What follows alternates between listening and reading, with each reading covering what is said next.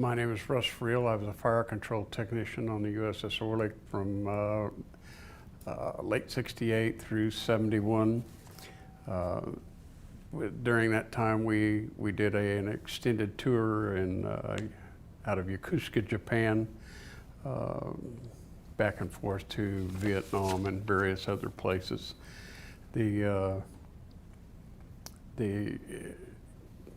growing up basically on there, we went on as a kid and we left as a man, and very well educated from being overseas.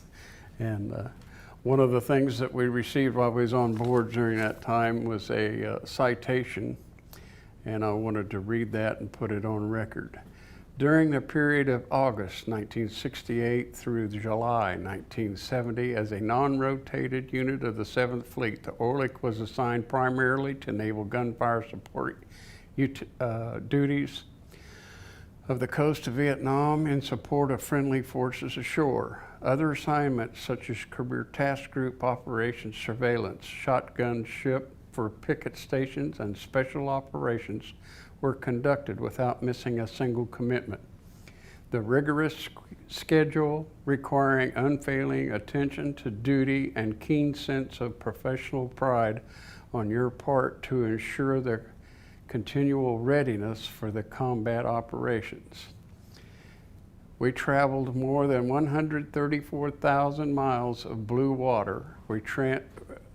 And delivered 18,000 rounds of ammunition on the enemy troops and logistic targets.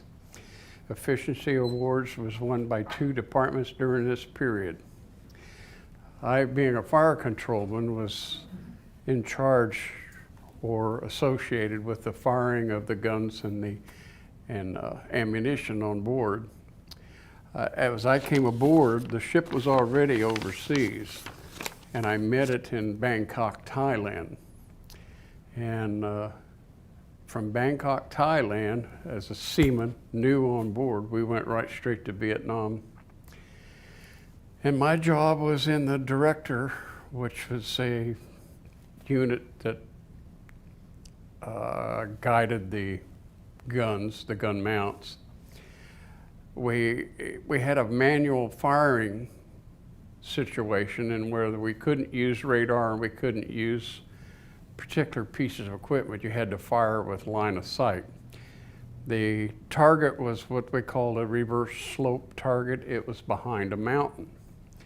I had to locate it in my viewfinder and keep the ship and the guns directly on target as the ship rolled and pitched. That was my job to do visually. As we trained around to find the target, I told the chief, well, his name was Groovy Groves. I told the chief, I said, "Chief, there's got to be something wrong." He says, "What is that?" And I says, "I'm looking at a church. My target that you gave me is a church." It was the steeple of a church. And all we could see was the top of the steeple sticking up from behind the mountain. And I could hear him repeat that on the radio back to our spotter who was on the ground. And the spotter confirmed, yes, target acquired. And I never will forget that, pulling the trigger on a church. And sure enough, 3 rounds we were dead on, and that church just went up in a big, horrendous ball of smoke.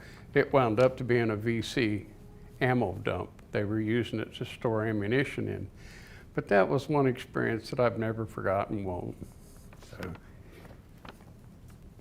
So, the day we got back from overseas, we went to rough tray and all kinds of training and stuff. Anyway, I got my records orders to go PCS and get off the Orleck. And the day they signed me off, it finally hit me, and I had to get off quick. I couldn't stay because I was in tears all the way down. I left behind 3 years of all of my friends, and it was tough. Still miss them today. This is the first time I've seen them in, 20 years, Bob? somewhere along there. It's been real gratifying. I've really enjoyed it, and thanks to Bob Orlick and all their work that we're able to do this, and I hope it continues for a long time.